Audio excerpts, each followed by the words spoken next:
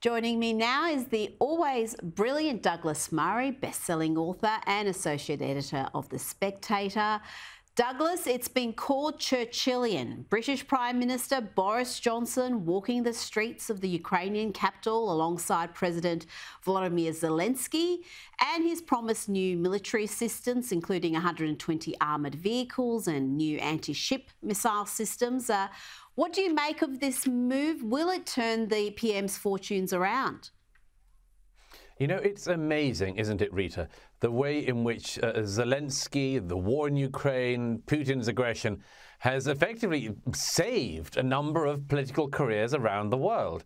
Boris Johnson, just a few months ago, was battling away the Partygate controversy. Who ate a cake and when in Downing Street? Did they drink champagne at various parties? There was even talk that Boris Johnson was going to have to resign over these parties that happened during lockdown. And it was a serious story. Now along comes a much more serious story, and Boris Johnson is immovable. Indeed, not just immovable, but looking, as you say, positively heroic.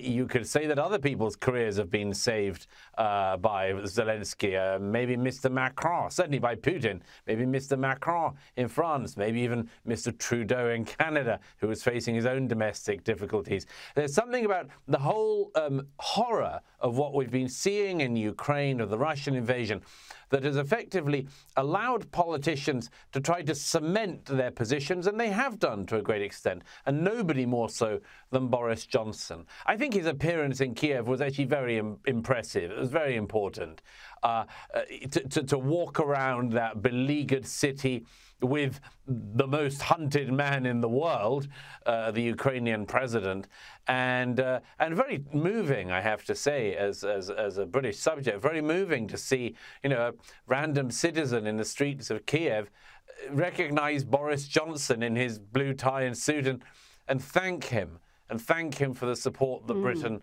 had shown to Ukraine. So it really has been a remarkable visit, and I think that Boris Johnson rightly deserves praise, although those of us who criticise him for all sorts of things, but nevertheless he deserves praise for the visit and for the solidarity and support that he has shown the Ukrainian people in their fight against the Russian aggression. Now, we've seen the UN Human Rights Council suspend Russia. It's considered a significant move, but unlikely to deter Putin. You've written about the UNHRC in the UK Telegraph. How do you see the Human Rights Commission's performance in recent years? I mean, you've seen it in action, Rita, I know. I don't know how many viewers have. The Human Rights Council in Geneva of the United Nations is just, I mean, it would make Alice in Wonderland confused. It is the most bizarre international body in the world. Literally, you have just repeatedly, just in recent years alone, you know, you have Syria chairing human rights committees, and if anyone says anything negative, they sort of use the gavel and say this is that people are running out of time. You know, as Sudan, the government was committing atrocities in Darfur. You know, they're sitting there at the Human Rights Council lamenting the atrocities of America and so on. North Korea recently used the Human Rights Council in Geneva to lambast America for its racism. But it just goes on and on. Of all of the international bodies and their just obscenity, the very worst is the Human Rights Council in Geneva.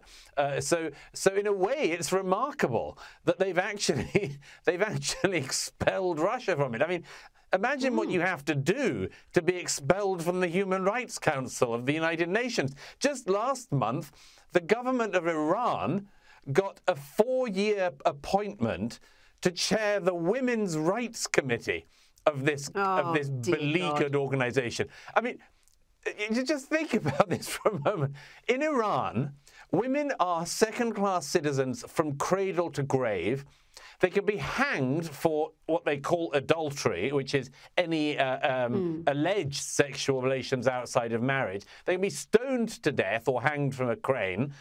They can be beaten and imprisoned for singing or for not wearing the garb that the Iranian government insists they wear. And the government that does all this is nominated for a 4-year term on the UN Human Rights Council's Committee on Women. So you know, nothing can surprise us from Geneva, but in a way, as I say, it is remarkable that, I mean, I think for the first time in our lives, there's been some movement, and it turns out that the Human Rights Council in Geneva doesn't like some people carrying out massacres. It doesn't mind everyone carrying out massacres, doesn't mind the Syrians carrying out massacres, doesn't mind others, but it does mind the Russians carrying out massacres. So to some extent, you can say they've located a standard, albeit obviously very late in the day. Well, as they say, even a broken clock is right twice a day. So eventually they were going to do something right, but it doesn't detract from all the other insanity, some of which you've just mentioned. You mentioned Macron earlier. The French have gone to the polls. First round has been done and dusted. Emmanuel Macron and Marine Le Pen will go off now into the second round. Macron won quite comfortably there by 27.6% of the vote at the last count. At the last election, though, Macron seemed to many to be a breath of fresh air, but then not much happened. You've written about this. You said the French public will once again vote for revolution, and having so voted, they will then spend the ensuing years resisting all change. Are the French that predictable, Douglas? I'm afraid they are. It just happens repeatedly. Whether they vote for candidates of the right or candidates of the left, French presidential candidates always say, we are bringing complete wholesale change to the system. And the French public say, we're going to vote for this revolution. And then they resist all change for the next 4 years. You know, most famously, Sarkozy, for instance, raises the age of retirement in France by about 6 months. And everyone goes bananas and starts burning everything down in the streets. A completely normal season in French politics. I mean, you know, I know obviously there's an election coming up in Australia. Everybody always laments their own political system and wonders how it could be done better. But the French system really is one of the worst, because you have you have on the one hand the ability to break the stranglehold. On the other, you have this 2-round system. So the main parties in France, the traditional parties of left and right, have actually performed extremely badly. As we now know. Once again, as in 2017, the runoff in the second round is going to be between Marine Le Pen and Emmanuel Macron. Now, there's something very interesting about this, by the way, one of many interesting things. Macron himself, of course, came right through the middle at the last election in 2017, basically didn't have a party. He created En Marche, his party, and then, having won the presidency, had to find people to sort of run for parliament for his party. Now, this, by the way, I think you'd agree, Rita, if this had been somebody seen as being more of the right, this was almost the definition of a populist. You know, a one-man band, a one-man movement that galvanizes things and does things his own way. So actually, Macron is the most successful populist, certainly in Europe, but nobody ever calls him that. He's obviously a centrist. He ran on a set of policies that were, among other things, wildly optimistic about what he was going to do with France. And the result has frankly not been that impressive. His supporters point to the fact that, for instance, last year, the French economy grew by 7 points. They don't note that the year before, Corona year, it fell by 8 points. So not much to boast about there. The one thing that is going to keep Macron in office is very simple. The same thing that has got so many French presidents elected before him. He's not a member of the Le Pen family.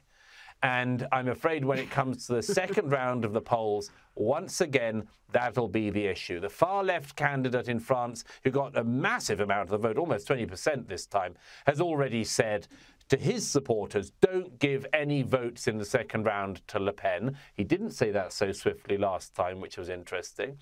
But last time, of course, what was it? About 2/3 to 1/3, Macron won the vote over Le Pen. I think this time it'll be tighter, but I think we're very unlikely that there's going to be a real upset in French politics. Yes, well predicted there. Now, before I let you go, we have less than 3 weeks to wait until your new book is released. What can we expect from the war on the West? I have to say, I mean, all authors feel just before a book comes out, they feel nerves, they feel, oh God, what's going to happen? It's like allowing a child into the world in some way. I have to say, I'm really thrilled about this book. I can't wait for it to come out. It's about what I think is the biggest story of our time going on underneath all of us in Australia, in America, in Britain, which is the wild hatred of ourselves. Pushed upon us by cultural Marxists, far-left extremists, self-haters. It's not an external movement. It's not the rest of the world beating up on us. It's our desire to beat up on ourselves. And I explain this, I take it apart, and I try to show what the way out is from this. Because, as you know, Rita, it's totally unsustainable for a society to completely hate itself or to be told to hate itself. I think we can get out of it. Countries like Australia, countries like Britain, countries like America, we have an enormous amount to be proud of. And we've had so many years of people telling us otherwise. So I can't wait for the opportunity to give readers some of the things that we need to say back at the people who've been doing us down completely unjustly in recent years. Look, I can't wait to read it, but what is the alternative? We don't fight back against this trend, this phenomenon of self-loathing. What's the ultimate outcome? Oh, it's just disintegration of everything. Complete disintegration. I mean, anybody who can't justify their existence ends up not existing. Simple as that. And I think a world without the West would be a much poorer world, a much less free world, a much more unhappy world, you know. And there's so much we need to remind ourselves of. And there's some great Australian thinkers and some great Australian figures I write about in the War on the West. And I'm very blessed to have a great audience of readers in Australia. And I can't wait to be back with them and with you, with them, talking about this, because there's an awful lot to say, Rita. I don't need to tell you. Absolutely, and we look forward to you saying it each and every week on the Rita Panahi Show on Monday nights. Douglas Murray, thank you for joining me. It's a great pleasure.